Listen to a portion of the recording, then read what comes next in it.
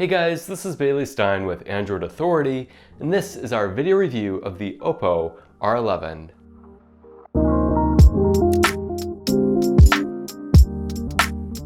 It's not an accident that the OPPO R11 looks a lot like the iPhone 7 Plus.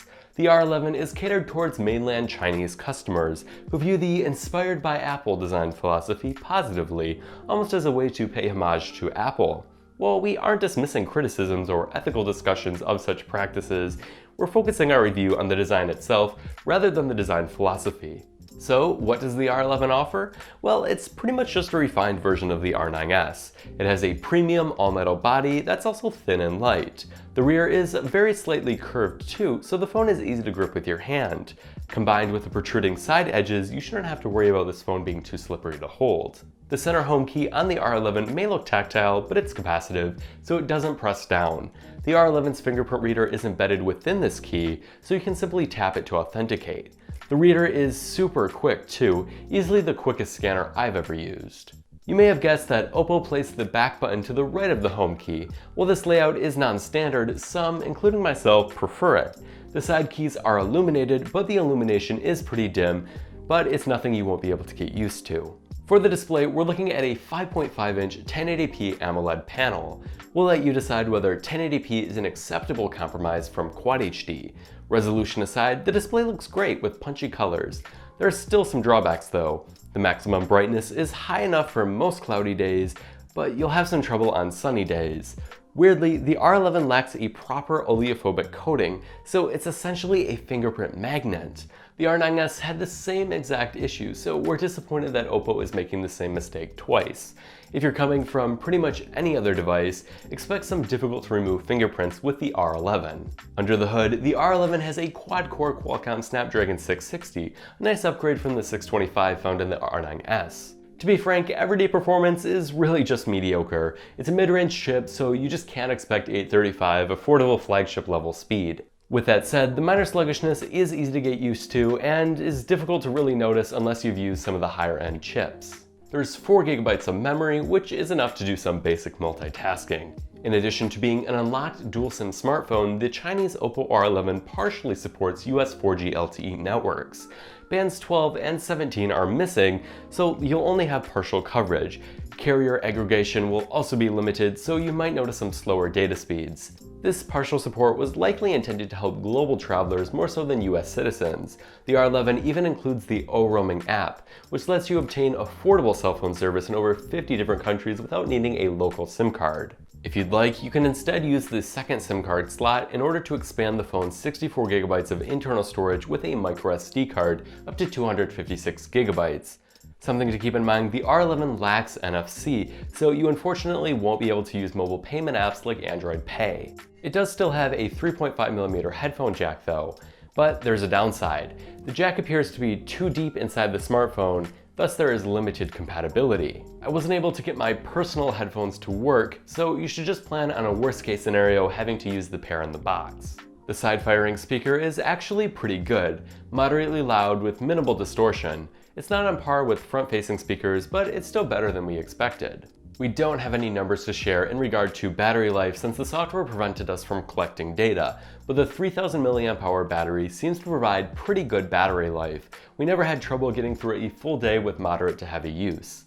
The built-in VOOC fast charging allows you to charge from 0 to 70% in just 30 minutes or to 100% in just 65 minutes, one of the fastest rates out there. Ready for a head scratcher? The OPPO R11 sticks with a legacy micro USB port for charging and data transfer.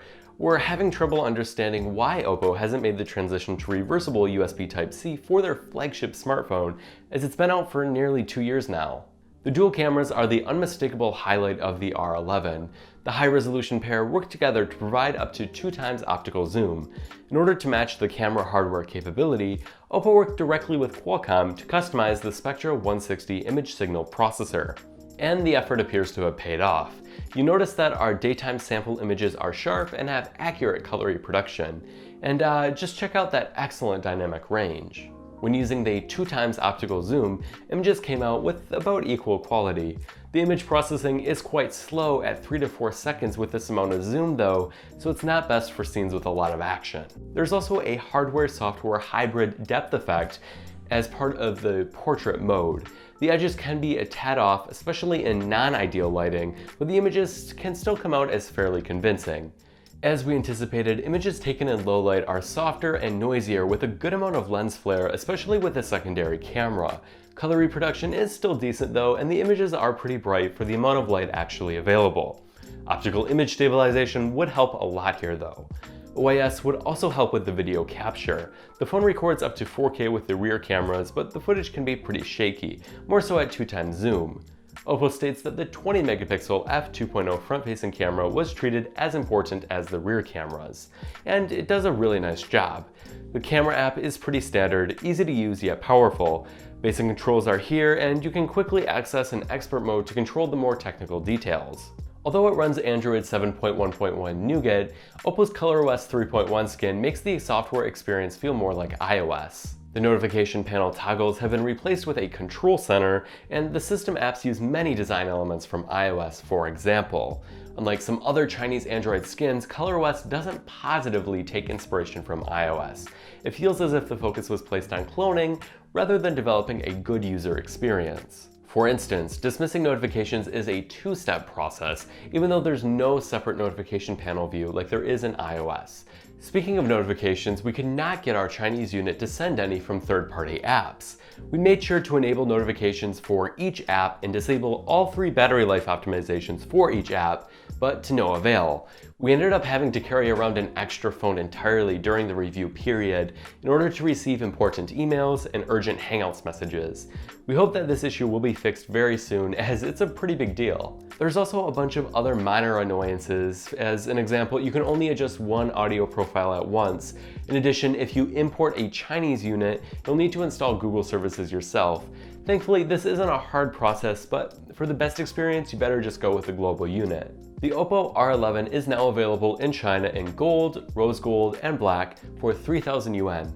Global availability is yet to be determined. The OPPO R11 has a lot going for it. It has great cameras, a premium all-metal design, and good battery life. However, the R11 also has a large number of compromises. The software user experience is poor, performance is only mediocre, and there are many small issues. The R11 is a good value, but we cannot recommend it over competing options. If you can spend just a little bit more, we suggest you go with the OnePlus 5 instead, as it's very similar to the R11 with the same great cameras, a nearly identical design, much better software, and better performance. And that will be all for this video. Please be sure to give it a thumbs up if you liked it, and don't forget to subscribe if you haven't already. Finally, be sure to visit the Android Authority website for additional coverage, as we are your source for all things Android.